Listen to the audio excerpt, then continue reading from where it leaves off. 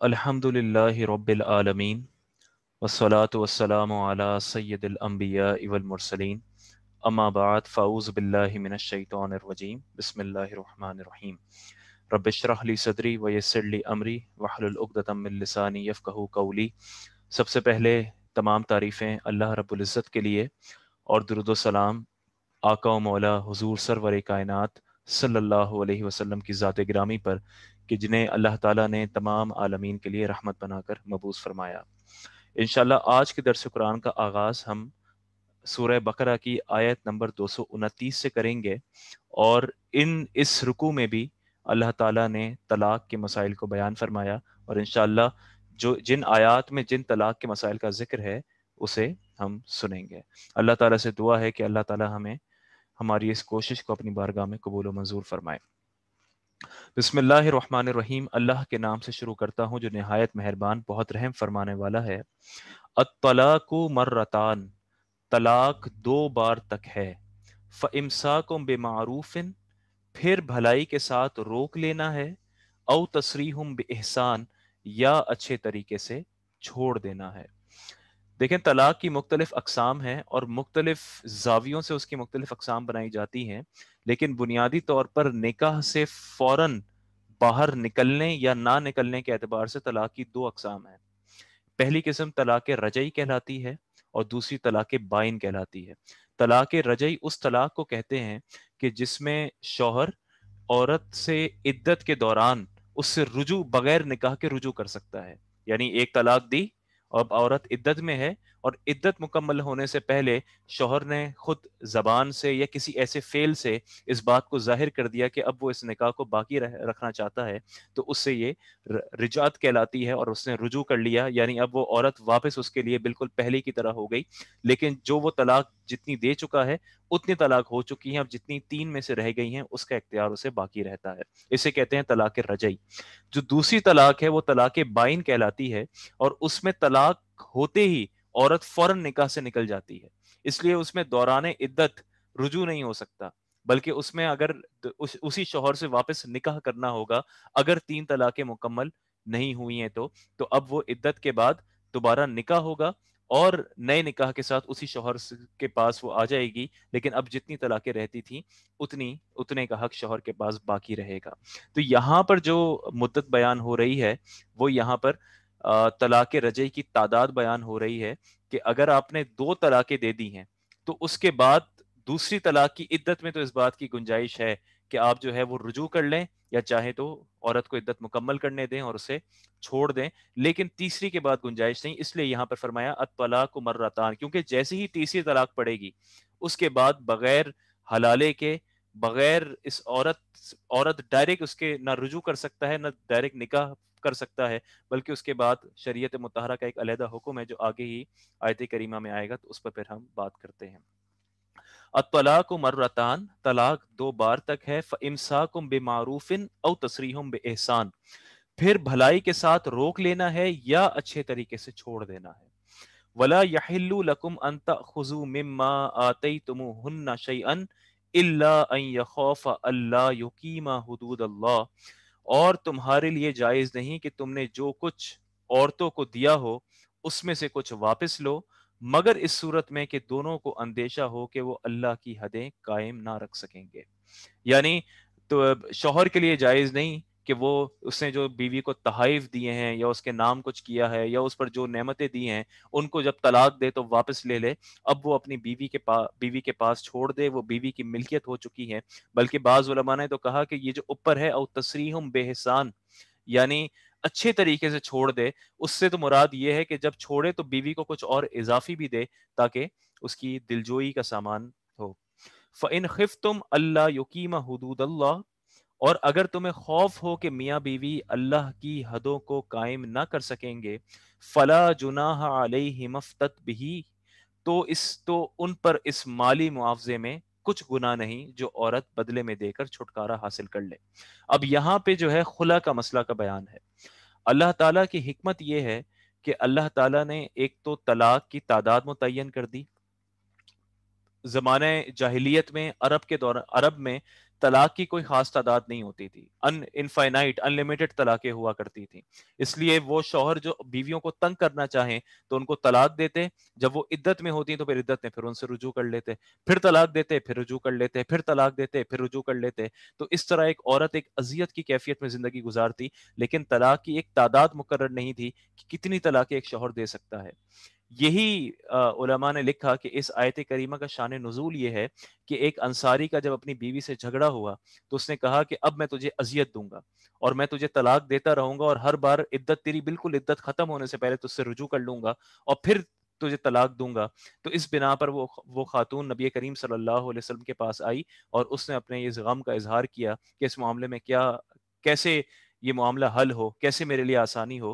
تو اس بنا پر اللہ تعالیٰ نے یہ آیت کریمہ نازل کی. اس مقام پر اللہ تعالیٰ نے آیت کریمہ نازل کی کہ الطلاق مرتان، طلاق 2 بار تک ہے، پھر تمہارے پاس اختیار ہے کہ دوسری بار کے بعد تم چاہو تو رجوع کر لو، چاہو تو چھوڑ دو، لیکن تیسری طلاق کے بعد اب تمہارے پاس یہ اختیار نہیں ہے.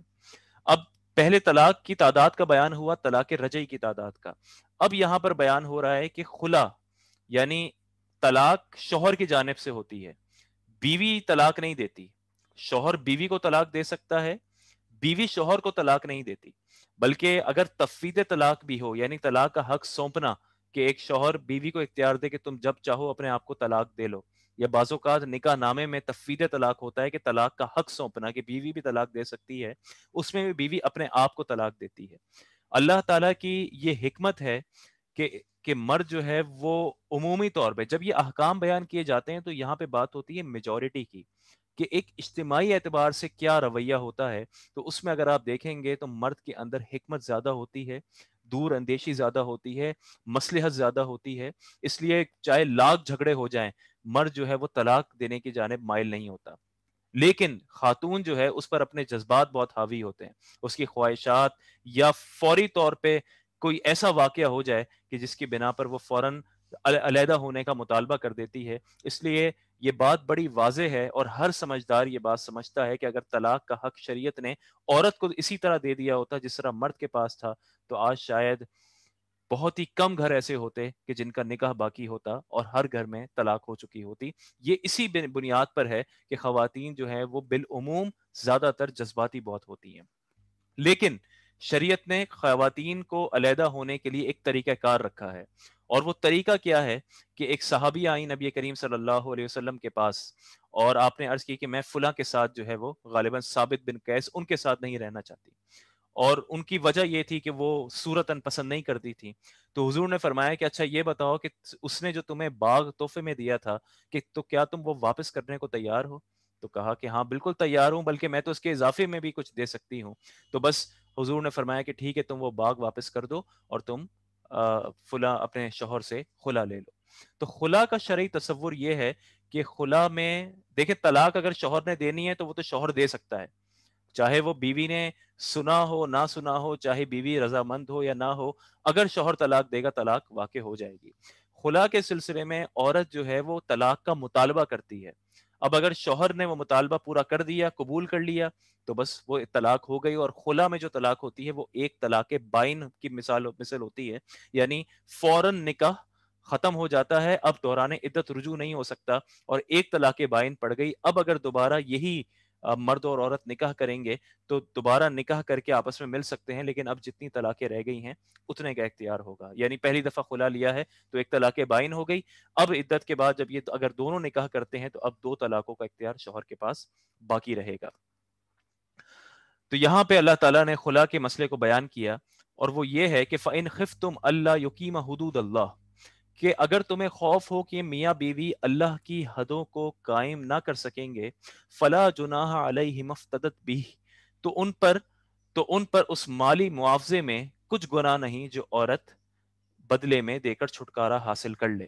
فقہ حنفی میں اگر عورت خلا کا مطالبہ کرتی ہے اور زیادتی مرد کی جانب سے ہو، مثلا مرد نان نفقہ نہیں دیتا، گھر کا خرچ نہیں دیتا، مارتا پیٹتا ہے، ذہنی اذیت دیتا ہے، اس کے اندر کوئی بہت اور بڑا عیب ہے، تو اب اس میں زیادتی چونکہ مرد کی جانب سے ہے، اس لیے فقہ حنفی میں اب یہ مکروہ ہے اور شوہر کے لیے کہ وہ کسی مال کا مطالبہ کرے. لیکن اگر زیادتی عورت کی جانب سے ہو، مثلا عورت نے شادی کی لیکن اب وہ جو ہے وہ اپنے وہ گھر میں نہیں رہنا چاہتی یا وہ بچے پیدا نہیں کرنا چاہتی. آج کل جیسی ایک سوچ ہے کہ ایک عورت کی ایک اپنی انڈیپینڈنٹ لائف ہو, تو اس میں آپ سمجھ سکتے ہیں کہ آج کے دور میں ممکن ہے کہ ایک نکاح ہو اور پھر اس عورت کا دماغ بدل جائے اور وہ چاہے کہ بھئی میں باہر کے ملکوں میں گھومنا چاہتی ہوں, مجھے کسی کی بیوی بن کر نہیں رہنا, میں مجھے بچے پیدا نہیں کرنے, یا مجھے فلاں چیز پسند نہیں ہے, مجھے ایک گھر پسند نہیں ہے, مجھے کسی عالیشان جگہ پر شفٹ ہونا ہے. تو یہ جو اس طرح کے مطالبات ہیں اور ان وجوہات کی بنا پر اگر وہ خلا کا مطالبہ کرتی ہے تو اب یہ بیوی کی جانب سے زیادتی ہے. تو اس بنا پر شوہر کے لیے جائز ہے کہ اس نے جو حق مہر دیا تھا وہ اپنے مہر کی رقم کا مطالبہ کر سکتا ہے کہ ٹھیک ہے تم مجھے اپنا مہر لوٹا دو اور میں تمہارے خلا کو قبول کر لیتا ہوں, یعنی تمہیں طلاق دے دیتا ہوں. اور اگر اس سے زیادہ مطالبہ کرتا ہے تو یہ مکروہ ہے, لیکن قضاً جائز ہے, یعنی بائی لا ہو سکتا ہے. تو یہاں پہ دیکھیں اللہ تعالیٰ نے خلا کے مسئلے کو بیان فرما دیا, اور پھر دیکھیں کیا فرمایا, تلک حدود اللہ فلا تعتدوها, تو یہ اللہ کی حدیں ہیں, ان سے آگے نہ بڑھو. ومن یتعد حدود اللہ فاولئک هم الظالمون, جو اللہ کی حدوں سے آگے بڑھے تو وہی لوگ ظالم ہیں. سب سے پہلی بات تو یہ کہ طلاق سے جس حد تک چاہیں بچنا چاہیے. زندگی میں دو ایکسٹریمز ہیں. ایک ایکسٹریم یہ ہے کہ ماں باپ اپنی بیٹی کو رخصت کرتے ہوئے کہیں کہ اب اس گھر سے تمہاری میت ہی اٹھنی چاہیے. اگر یہ تربیت کے اعتبار سے ہو, اگر یہ سمجھانے کے لحاظ سے ہو کہ تم میں جو مسائل کا سامنا ہو اس میں برداشت کرنا, صبر رکھنا, حکمت سے کام لینا, تو یہ ٹھیک ہے. لیکن اگر یہ اس کا یہ مطلب ہے کہ ان کی بیٹی کے ساتھ کوئی بھی سلوک ہو, چاہے اس کا شوہر نشہ کرتا ہو, شراب پیتا ہو, مارتا پیٹتا ہو, گالی گلوچ کرتا ہو, ذہنی اذیت دیتا ہو, اس کو نان نفقہ نہیں دیتا ہو, وہ ہمیشہ بڑی ایک عجیب عالم میں ہو, لیکن تب بھی, اور اس طرح کئی سال گزر جائیں لیکن تب بھی کہا جائے کہ نہیں تمہاری اب میت ہی یہاں سے اٹھے گی, تو یہ پھر دین کا منشا نہیں ہے. ہمیں قرآن کی آیت کریمہ سے بھی یہ نظر آتا ہے, ورنہ تو پھر خلا کا جواز ہی نہیں ہونا چاہیے تھا, ورنہ تو طلاق کا وجود ہی نہیں ہوتا, نہ خلا کا وجود ہوتا. لیکن دیکھیں اللہ تعالیٰ نے فرمایا کہ اگر تمہیں یہ خوف ہو, فَإِنْ خِفْتُمْ أَلَّا يُقِيمَ حُدُودَ اللَّهِ, کہ اگر تمہیں خوف ہو کہ میاں بیوی اللہ کی حدوں کو قائم نہ کر سکیں گے تو بس اب تمہارے لیے یہ جائز ہے. اس کا مطلب یہ ہوا کہ جب حدوں پر قائم نہ رہ سکیں تو بالکل جائز ہے. تو ایک یہ ایکسٹریم ہے کہ اپنے اوپر نکاح کو اس طرح نافذ کر لینا کہ بس اب کچھ بھی ہو جائے, طلاق اور خلا کی بات نہیں ہوگی, وہ لڑکی جو ہے وہ اب ساری زندگی گھٹ گھٹ کے زندگی گزارتی رہے گی, چاہے شوہر اسے مارے پیٹے, گالی گلوچ کرے, کچھ بھی اس کا حشر کر دے, لیکن طلاق اور خلا کی کوئی بات نہیں ہوگی کیونکہ وہ ہماری برادری میں برا سمجھا جاتا ہے. تو یہ ایک ایکسٹریم ہے. اور دوسرا ایکسٹریم ہے, اور وہ یہ ہے کہ تھوڑا سا بھی مسئلہ ہو, کوئی بھی مزاج میں فرق ہو, کوئی چھوٹی سی بات ہو, اس پہ شوہر طلاق دے دے یا عورت خلا کا مطالبہ کر دے, تو یہ ایک دوسرا ایکسٹریم ہے. جبکہ دین ہمیں دعوت دیتا ہے کہ ہم ایک میانہ روی کا راستہ قائم رکھیں. جب دو لوگ آپس ساتھ سفر کرتے ہیں تو اس میں بھی بہت برداشت کرنا پڑتا ہے. تو یہ تو نکاح ہے, یہ تو زندگی گزارنے کا مسئلہ ہے, اس میں صبر برداشت یہ اس کے اہم اجزاء ہیں, یہ آپ کو کرنے ہی پڑیں گے. ایسا نہیں ہوگا کہ آپ کی زندگی میں ہر چیز 100% پرفیکٹ ہو. اور قرآن کریم نے بھی اس بات کو آگے سورہ نساء میں بھی بہت ہی خوبصورت انداز میں سمجھایا ہے. اس لیے دوسرے کے عیبوں پر پردہ ڈالنا اور اس کی اچھائیوں کی طرف غور کرنا, یہی قرآن نے سکھایا ہے. لیکن اگر صورتحال ایسی ہو کہ جہاں پر بہت ظلم ہو, جبر ہو, ایک شخص جو ہے وہ بالکل حیوان بن جائے, ایک جانوروں جیسا, مرد جو ہے وہ جانوروں جیسا سلوک کرے, یا دوسری طرف ایک عورت ایسی ہو کہ جو کسی بھی صورت کی کسی بھی قسم کی پابندی کا خیال نہ رکھنا چاہتی ہو اور بالکل ایک آوارہ زندگی گزارنا چاہتی ہو, یا بالکل اپنے شوہر کو کوئی حق نہ دے, تو اب اس میں یہ جائز ہے کہ احسان والی صورت کے ساتھ, خوش اسلوبی کے ساتھ علیحدگی کر لی جائے. اور یہ بھی ہمیں صحابہ کی زندگی میں ملتا ہے. شریعت نے کہیں نہیں کہا کہ جیسی بھی زندگی ہو آپس میں لڑو مرو, جانوروں کی طرح رہو, لیکن نکاح پر قائم رہو, کیونکہ نکاح جو ہے وہ کامیابی کی نشانی ہے. اس لیے اس جانب جو ہے وہ سوچنا چاہیے. پھر دیکھیں اللہ تعالیٰ نے فرمایا تلک حدود اللہ فلا تعتدوها, یہ اللہ کی حدیں ہیں, ان سے آگے نہ بڑھو. ومن یتعد حدود اللہ فاولئک هم الظالمون, ان سے آگے نہ بڑھو, جو اللہ کی حدوں سے آگے بڑھے تو وہی لوگ ظالم ہیں. اس لیے اب اس کا دوسرا اسپیکٹ دیکھیں کہ آج بہت سے لوگوں نے خلا کو مذاق بنا لیا. کورٹ میں جاتے ہیں, خلا دائر کرتے ہیں, ان کی بیٹی کو کچھ بھی چھوٹا موٹا مسئلہ ہو خلا فائل کریں گے, کورٹ جو ہے وہ ایک دفعہ میسج بھیجے گا, اگر شوہر حاضر نہیں ہوا کو ایک جج لکھ کے دے دے گا کہ ٹھیک ہے آپ کی خلا ہو گئی. اتنے مزے سے خلا نہیں ہوتی. اگر اتنی آسان ہو خلا ہونا تو پھر تو خلا کا مقصد ہی ختم ہو گیا. پھر تو شریعت طلاق کا حق عورت کو بھی دے دے. اس کا مطلب کہ اس کے پیچھے ایک وقت لگے گا. اسی لیے جو کورٹ کی خلا ہے وہ ہمیشہ, چونکہ اس میں دین کے ان پروٹوکولز کا خیال نہیں رکھا جاتا, اس لیے اکثر مفتیان کرام کہتے ہیں کہ آپ کسی معتبر مفتی سے بھی فتویٰ لیں کہ جو خلا آپ نے کورٹ سے حاصل کی ہے وہ صحیح بھی ہے کہ نہیں ہے. اس میں یہ دیکھا جائے گا کہ کتنے عرصے تک اس شوہر کو بلاتے رہے, کیا وجوہات تھیں. اگر شوہر بہت عرصے تک اس نے جواب نہ دیا تو اور عورت کے لیے مشقت کا باعث تھا, تو پھر جا کے اس طرح کا فتویٰ دیا جاتا ہے کہ جس میں اجازت ہوتی ہے کہ ٹھیک ہے اب ون سائیڈڈ خلا جو ہے وہ نافذ ہوگی. لیکن صرف اتنا نہیں ہے کہ بس آپ نے کیس کیا, چند مہینے رکے, ایک دو مرتبہ پوچھ لیا اور شوہر کی طرف سے جج نے خلا دے دی. یہ معاملات اتنے آسان نہیں ہیں. اس لیے یہ اس جانب غور کریں کہ یہ اللہ نے کچھ حدود قائم کر دی ہیں. ان حدوں سے اگر آپ آگے بڑھیں گے تو آپ ضرور ظالم لوگوں میں سے ہوں گے. آگے اللہ تعالیٰ نے فرمایا کہ فَإِن طَلَّقَهَا, اب تیسری طلاق کی بات کی. پہلے فرمایا الطلاق مرتان, یعنی دو طلاقوں کے بعد تمہارے پاس اختیار ہے, چاہو تو رجوع کر لو, چاہو تو احسان کے ساتھ چھوڑ دو. اب تیسری طلاق ہے فَإِن طَلَّقَهَا, پھر اگر شوہر بیوی کو طلاق دے دے, یہاں پہ مراد کیا ہے, تیسری طلاق. فَلَا تَحِلُّ لَهُ مِن بَعْدُ حَتَّى تَنكِحَ زَوْجًا غَيْرَهُ, تو اب وہ عورت اس کے لیے حلال نہ ہوگی جب تک دوسرے خاوند سے نکاح نہ کرے. بعض لوگ بہت یہ اعتراض کرتے ہیں کہ یہ حلالے کی صورت بڑی عجیب ہے, اور بڑے افسوس کے ساتھ بھی یہ کہنا پڑتا ہے کہ ہمارے یہاں لوگ دنیاوی تعلیم, بزنس, اس میں بہت زیادہ دلچسپی لیتے ہیں, نکاح کر لیتے ہیں, لیکن نکاح کے بعد طلاق کے کوئی مسائل کا علم نہیں ہوتا, اور جب طلاق دے چکے ہوتے ہیں تو پھر کسی مفتی کے پاس آتے ہیں اور کہتے ہیں کہ اب جو ہے وہ حل نکالیں. اور اکثر بہت سے لوگ یہ انہیں کہتے ہوئے سنا ہے کہ وہ کہتے ہیں کہ میں تو بہت غصے میں تھا, غصے میں طلاق دی. تو طلاق تو کبھی بھی محبت میں نہیں دی جاتی. کیا آپ نے کبھی کسی کو دیکھا ہے, کسی شوہر کو, کہ بیوی سے بہت محبت میں آئے, اس کے لیے پھول اور گجرے لائے اور کہے کہ آؤ میں نے تمہیں طلاق دی؟ ایسا کبھی بھی نہیں ہوتا. اسی طرح بعض لوگ کہتے ہیں یار یہ سمجھ سے باہر ہے کہ 3 الفاظ بولنے سے ایسا نکاح ختم ہو گیا کہ بالکل وہ عورت میرے لیے حرام ہو گئی. ایسا کیسے ہو سکتا ہے؟ تو بس اس شخص کے لیے بھی یہی جواب ہے کہ جب تم نے مسجد میں قبول ہے کہا تھا تو وہ بھی چند الفاظ سے وہ عورت جو بالکل تم پر حرام تھی, نامحرم تھی, وہ تمہارے حق میں حلال ہو چکی تھی اور تمہاری بیوی بن چکی تھی. تو یہ لوگوں کی نااہلی ہے کہ وہ دین کے علم میں دلچسپی نہیں لیتے اور پھر مارے مارے پھرتے ہیں, اور پھر کسی ایسے فرقے کو تلاش کرتے ہیں کہ جس میں کسی طرح کوئی گنجائش نکل آئے جو کہہ دے کہ ہاں اگر بہت غصے کا عالم ہو, اگر نشے میں ہو, کوئی اور مسئلہ ہے تو ٹھیک ہے تمہیں رعایت ہے, اور پھر انسان خود سوچ لے کہ ہاں میں اسی طرح کے غصے میں تھا, میری ویسی کیفیت تھی جس میں مجھے کچھ سمجھ نہیں آ رہا تھا, حالانکہ سب سمجھ آ رہا تھا. یا پھر کسی ایسے مفتی کے پاس جائے جو کہے کہ اچھا تم نے ایک ہی وقت میں 3 دی تھی تو چلو ٹھیک ہے ابھی اس کو ہم 3 کی جگہ 1 ہی شمار کرتے ہیں. تو یہ لوگ پھر مارے مارے پھرتے ہیں. اس لیے ان مسائل کو ضرور سیکھیے.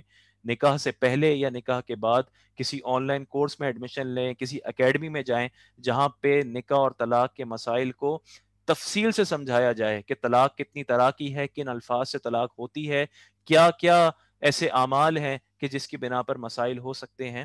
ہمارے پاس یہاں درس قرآن میں اتنی گنجائش نہیں کہ میں ایک ایک مسئلہ بیان کروں, اس کے لیے علیحدہ سے وقت چاہیے کہ جس میں طلاق کے مسائل بیان ہوں. بعض لوگ یہ اعتراض کرتے ہیں کہ یہ جو 3 طلاقوں کے بعد حلالہ ہے یہ بڑا عجیب و غریب ہے, کیونکہ حلالہ اسے کہتے ہیں کہ ایک شوہر سے 3 طلاقیں ہو چکی ہوں اور وہ عورت اب اس سے نکاح نہیں کر سکتی, کیونکہ اللہ تعالیٰ نے فرما دیا فَإِن طَلَّقَهَا فَلَا تَحِلُّ لَهُ مِن بَعْدُ حَتَّى تَنكِحَ زَوْجًا غَيْرَهُ. پھر اگر شوہر بیوی کو تیسری طلاق دے دے تو اب وہ عورت اس کے لیے حلال نہ ہوگی جب تک دوسرے خاوند سے نکاح نہ کرے. تو حلالہ کوئی طریقہ کار نہیں ہے, یہ کوئی پروسیجر نہیں ہے, بلکہ حلالہ صرف ایک شرعی جواز ہے. اگر ایک شوہر عورت کو 3 بار طلاق دے دے تو ہم اس کو یہ نہیں کہتے کہ اب آپ لوگ حلالہ کر کے نکاح کریں. حلالہ کوئی طریقہ نہیں ہے. شریعت آپ کو ترغیب نہیں دے رہی کہ 3 طلاقوں کے بعد ایک کام کرو, حلالہ کر لو اور پھر نکاح کر لو, بلکہ حلالہ تو صرف ایک جوازی صورت ہے کہ بائی چانس اگر وہ عورت کسی اور سے نکاح کرتی ہے, اس کا اس شوہر سے تعلق بھی قائم ہوتا ہے, اور وہ بائی چانس شوہر اپنی رضامندی سے اگر اس عورت کو طلاق دیتا ہے تو اب اس عورت کے لیے اجازت ہے کہ اب عورت وہ اپنے پچھلے شوہر سے نکاح واپس کر سکتی ہے. اس لیے جب آپ حلالے کو ایک جواز کی صورت کے اعتبار سے دیکھیں گے، نہ کہ ایک طریقہ کار کی صورت سے، تو آپ کا یہ اعتراض بالکل ختم ہو جائے گا۔ تو یہ ایک شرعی قانون ہے کہ جب 3 طلاقیں ہو جائیں تو اب نکاح بھی چاہے آپ پڑھ لیں، پہلے مرد اور عورت ایک دوسرے کے لیے حلال نہیں ہو سکتے۔ اب شریعت کا طریقہ یہی ہے کہ عورت کسی اور سے نکاح کرے گی اور ان کے درمیان جسمانی تعلق قائم ہوگا، اور وہ جو دوسرا شوہر ہے وہ خود اپنی رضامندی سے، بائی فورس نہیں، اپنی رضامندی سے اگر طلاق دے دے اور پھر یہ عورت اس کی عدت گزار لے، تو پھر اس عورت کے لیے اجازت ہوگی کہ وہ پہلے شوہر سے نکاح کر سکتی ہے۔ یہ حلالے کی صورت ہے۔ لیکن اگر اسے جان بوجھ کے کروایا جائے، پری پلانڈ ہو، تو حدیث پاک میں اس کے خلاف وعید آئی ہے کہ حلالہ کرنے والا اور جس کے لیے کیا جائے، دونوں پر نبی کریم صلی اللہ علیہ وسلم نے شدید ناراضگی کا اظہار فرمایا ہے۔ تو پھر اس آیت کو دیکھتے ہیں، فَإِن طَلَّقَهَا فَلَا تَحِلُّ لَهُ مِن بَعْدُ حَتَّى تَنكِحَ زَوْجًا غَيْرَهُ۔ یہاں پر بہت سے لوگ یہ بھی پوچھتے ہیں کہ حکم بڑا سخت ہے کہ 3 طلاقوں کے بعد مکمل طور پہ حرام اب رجوع نہیں ہو سکتا۔ یہ سخت اسی لیے کیا گیا ہے تاکہ نکاح اور طلاق کو لوگ مذاق نہ بنا لیں، لیکن اس میں بھی اللہ تعالیٰ کا کرم ہے کہ اس نے 3 طلاق کی گنجائش دی ہے۔ ہمارے یہاں مسئلہ یہ ہوتا ہے کہ لوگوں کو اس بات کا علم ہی نہیں ہوتا کہ یہ کتنا سینسٹیو ایشو ہے، اس لیے جب وہ غصے میں آتے ہیں تو وہ 3 طلاقیں ایک ساتھ دیتے ہیں۔ حالانکہ شریعت مطہرہ نے یہ نہیں کہا، بلکہ شریعت نے کہا کہ اگر تم اس بات پر مطمئن بھی ہو جاؤ کہ تمہیں طلاق دینی ہے، تو تب بھی طلاق کی صورت یہ ہے کہ ایک طلاق دو ایک طہر میں، کہ جب عورت حیض سے پاک ہو جائے اور پھر اس سے تم تعلق قائم کرنے سے پہلے طلاق دو۔ پھر اگر تم ایک اور طلاق دینا چاہتے ہو تو دوسرے طہر میں دو، یعنی دوبارہ اسے حیض آئے تو اگلے طہر میں اسے تعلق قائم کرنے سے پہلے اسے طلاق دو۔ ایک باقاعدہ ایک طریقہ کار ہے، لیکن ہمارے ہاں لوگ 3 طلاقیں لکھوا کے اسے سائن کر لیتے ہیں، یا اسے 3 طلاقیں ایک ساتھ جو ہے وہ بڑے مزے سے ایک اپنا روب بٹھانے کے لیے دیتے ہیں، اور پھر جو ہے وہ پچھتاوے کے علاوہ کچھ نہیں ہوتا۔ تو یہ حکم سخت اسی لیے رکھا گیا ہے تاکہ طلاق کو لوگ مذاق نہ سمجھ لیں۔ فَإِن طَلَّقَهَا فَلَا تَحِلُّ لَهُ مِن بَعْدُ حَتَّى تَنكِحَ زَوْجًا غَيْرَهُ۔ پھر اگر شوہر بیوی کو تیسری طلاق دے دے تو اب وہ عورت اس کے لیے حلال نہ ہوگی جب تک دوسرے خاوند سے نکاح نہ کرے۔ فَإِن طَلَّقَهَا فَلَا جُنَاحَ عَلَيْهِمَا أَن يَتَرَاجَعَا إِن ظَنَّا أَن يُقِيمَا حُدُودَ اللَّهِ۔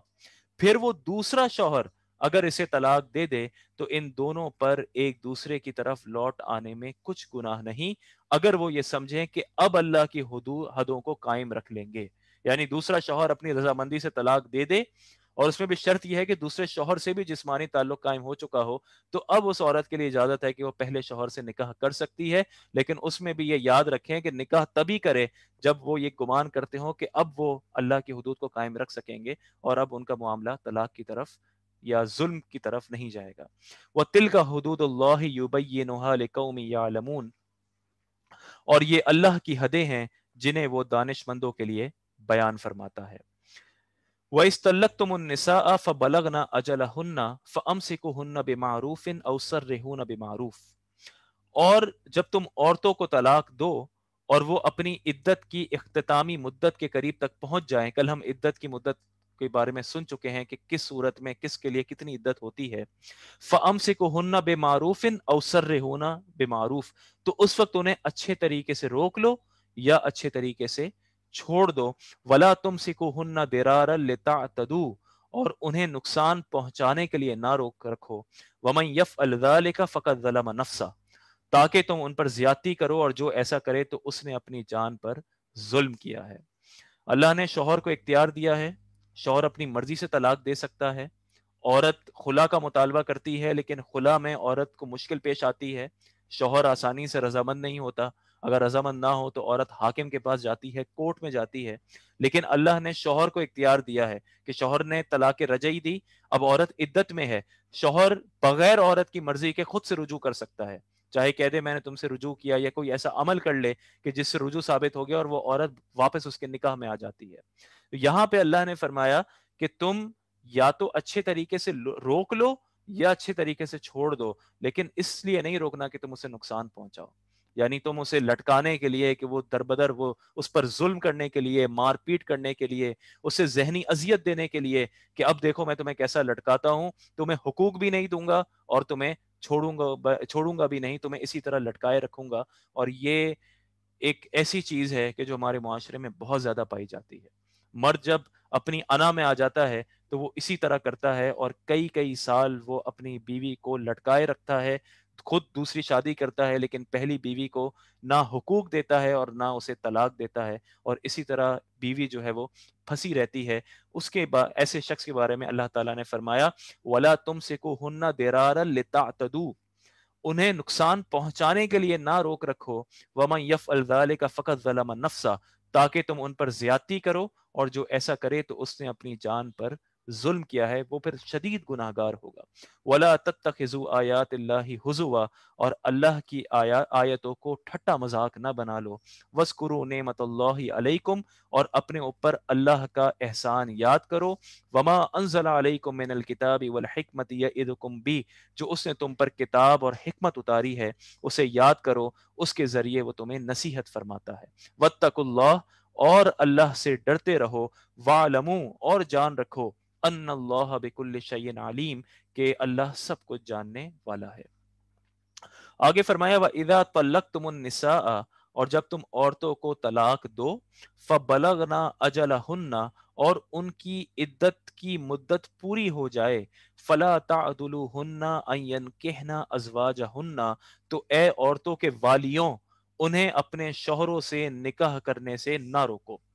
اذا ترادوا بینہم، جبکہ آپس میں شریعت کے بالمعروف، جبکہ آپس میں شریعت کے موافق رضامند ہو جائیں۔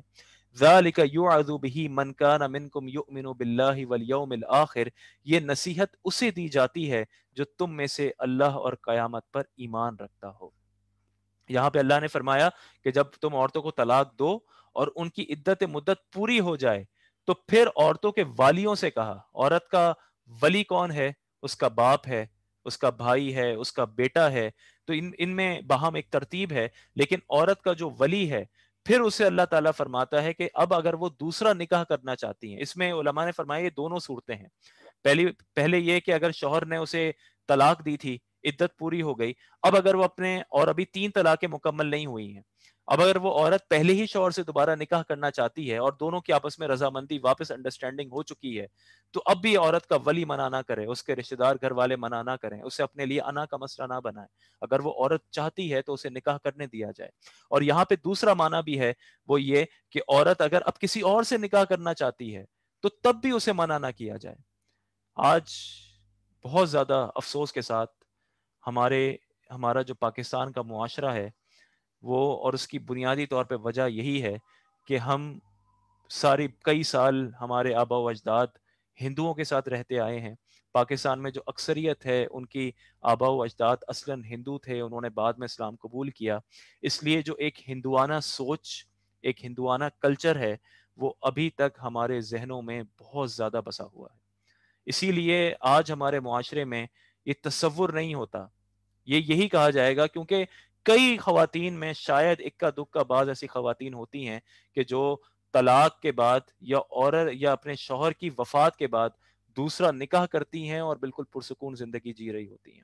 ہمارا معاشرہ انہیں اجازت نہیں دیتا، ہمارے اس عورت کے گھر والے، اس عورت کے گھر کے مرد اسے اپنی عزت کا مسئلہ سمجھتے ہیں، اور اس انداز سے نکاح میں رکاوٹیں پیدا کی جاتی ہیں، اس سے معاشرے میں بگاڑ پیدا ہوتا ہے۔ ساری زندگی اللہ تعالیٰ نے ایک مرد اور عورت کی جو ان کے اندر نفسانی خواہشات پیدا کی ہیں، ان کی ضروریات ہیں، وہ ضروریات پوری نہیں ہوتی، اور اس سے معاشرے میں بہت سے مسائل پیدا ہوتے ہیں۔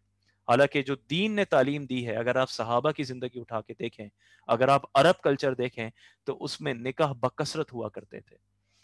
ایک عورت کے شوہر کا انتقال ہوا اور فوراً سے اس نے عدت گزاری، اور اس کے بعد جہاں اس کا جی کیا، جہاں وہ رضامند ہوئی، اس نے خود نکاح کیا، اور اسے دوسرے لوگوں نے بھی پیغام نکاح دیا۔ اسی طرح کسی کو طلاق ہوئی، اس کے بعد عدت گزارنے کے بعد نکاح کیا، یہ ایک بالکل عام نظر آتا ہے۔ اگر آپ سیرت صحابہ اٹھا کر دیکھیں، نبی کریم صلی اللہ علیہ وسلم کے دور میں ان لوگوں کا طرز عمل، ان کے رہنے سہنے کا طریقہ کار دیکھیں۔ لیکن آج ہمارے لیے یہ ہمارے معاشرے میں ایک بہت بڑا مسئلہ ہے، اور ایک نوجوان عورت خاص طور پر اگر کم عمر میں اس کے شوہر کا انتقال ہو جائے، یا کسی بھی وجہ سے اگر اسے طلاق ہو جائے، تو اب وہ ساری زندگی اکیلے رہنا، اور اگر بچے ہیں تو بچوں کو پالنا اس کا مقدر بن جاتا ہے۔ اب وہ ساری زندگی معاشرے کے سامنے کھل کے اس بات کی خواہش بھی نہیں کر سکتی کہ میں دوسرا نکاح کرنا چاہتی ہوں۔ حالانکہ اللہ تعالیٰ دیکھیں کتنا واضح طور پر فرما رہا ہے. یہ وہ آیات ہیں کہ جو ہمیں بتاتی ہیں کہ ہم نے، ہمارے بڑوں نے، ہمارے معاشرے نے ایک اجتماعی اعتبار سے قرآن کو کبھی سمجھنے کی کوشش ہی نہیں کی. بس قرآن کی تلاوتیں کی، اسے پڑھا، اس میں اس کا خیال رکھا، اس کی تعظیم کی، دیگر کام کیے، لیکن اللہ تعالیٰ نے جو احکام بیان کیے تھے کہ ان احکام کے مطابق تمہیں چلنا ہے. اور آپ دیکھیں بار بار ہر آیت کے آخر میں آپ کو نظر آتا ہے کہ تل کا حدود اللہ، یہ اللہ کی حدیں ہیں اور ان سے آگے نہ بڑھو، ان کے مطابق چلو، اللہ نے تمہارے لیے یہ احکام بیان کیے ہیں. لیکن آج ہم دیکھتے ہیں کہ اس حکم پر تو عمل کرنا ہمارے معاشرے میں انتہائی مشکل ہے. اور ایک عورت جو طلاق یافتہ ہو یا بیوہ ہو، اس کے لیے یہ تقریباً ناممکن ہے کہ وہ کبھی خود سے کہے کہ میں نکاح کرنا چاہتی ہوں یا فلاں سے نکاح کرنا چاہتی ہوں. معاشرہ اسے جس نظروں سے دیکھے گا، معاشرہ اس پر جو باتیں بنائے گا، وہ سب بخوبی جانتے ہیں. تو بس ہم کوشش کر سکتے ہیں ایک اچھا معاشرہ قائم کرنے کی. اگر آپ کے گھر میں، اگر آپ کے اہل خانہ میں اگر اس طرح کا کوئی ہے اور آپ سمجھتے ہیں، تو پھر ہر ایک انفرادی طور پر جب کوشش کرے گا اور اگر آپ کے اطراف میں کوئی نکاح کرتا ہے اس انداز سے، تو آپ اس کی حوصلہ افزائی اگر کریں، تو بس یہی ہماری طرف سے آج کے دور میں اس سلسلے میں جہاد ہوگا کہ ہم اپنے معاشرے کو بہتر بنا سکیں. تو دیکھیں اللہ نے کیا فرمایا، وَإِذَا طَلَّقْتُمُ النِّسَاءَ فَبَلَغْنَ أَجَلَهُنَّ فَلَا تَعْضُلُوهُنَّ أَن يَنكِحْنَ أَزْوَاجَهُنَّ إِذَا تَرَاضَوْا بَيْنَهُم بِالْمَعْرُوفِ. اور جب تم عورتوں کو طلاق دو اور ان کی عدت کی مدت پوری ہو جائے، تو اے عورتوں کے والیوں، انہیں اپنے شوہروں سے نکاح کرنے سے نہ روکو. اے عورت کے والیوں، ان کو اپنے شوہروں سے نکاح کرنے سے نہ روکو جبکہ آپس میں شریعت کے موافق رضامند ہو جائیں. ذَلِكَ يُوعَظُ بِهِ مَنْ كَانَ مِنْكُمْ يُؤْمِنُ بِاللَّهِ وَالْيَوْمِ الْآخِرِ. دیکھیں کتنی اللہ تعالیٰ نے فرمایا کہ یہ نصیحت اسے دی جاتی ہے جو تم میں سے اور اللہ اور قیامت پر ایمان رکھتا ہو. اللہ تعالیٰ خوب جانتا ہے کہ بعض احکام ایسے ہیں جو لوگوں پر بڑے گرہ گزرتے ہیں. اسی لیے آپ دیکھیں سورہ نور میں اللہ تعالیٰ نے حدود بیان کرنے سے پہلے فرمایا کہ سورۃ انزلناہ وفرضناہ، کہ یہ سورت ہے جو ہم نے نازل کی ہے، ہم نے تم پر لازم کی ہے. کیونکہ لوگ حدود کو نافذ کرنے میں بھی انہیں بڑی تکلیف ہوتی ہے. اس لیے دیکھیں یہاں پہ اللہ نے فرمایا کہ نصیحت اسے دی جاتی ہے جو اللہ اور قیامت پر ایمان رکھتا ہو. تو جس کا اللہ اور قیامت پر ایمان ہے وہ اس نصیحت پر ضرور عمل کرے گا. ذالکم ازکا لکم و اطہر، یہ تمہارے لیے زیادہ ستھرا اور پاکیزہ کام ہے. واللہ یعلم وانتم لا تعلمون، اور اللہ جانتا ہے اور تم نہیں جانتے. تو بس آج ہم یہاں پر اپنے درس کا اختتام کرتے ہیں. انشاءاللہ اگلے درس میں سب سے پہلے رضاعت کا مسئلہ بیان ہوگا کہ رضاعی رشتے کیا ہوتے ہیں، اور جو بچے کو دودھ پلانے کی مدت ہے انشاءاللہ اس کا بھی بیان ہوگا. اللہ تعالیٰ سے دعا ہے کہ اللہ تعالیٰ ہماری کوشش کو اپنی بارگاہ میں قبول و منظور فرمائے. اگر اس بیان میں کوئی غلطی کوتاہی ہو گئی ہو تو اللہ اسے معاف فرما دے، اور اللہ تعالیٰ ہمیں شریعت کے مطابق عمل کرنے کی توفیق عطا فرمائے. یہ جو ہم اس میں وقت گزار رہے ہیں، اللہ تعالیٰ اس وقت کے بدلے میں اللہ تعالیٰ ہمارے تمام مرحومین کی بخشش و مغفرت فرمائے. السلام علیکم ورحمۃ اللہ وبرکاتہ.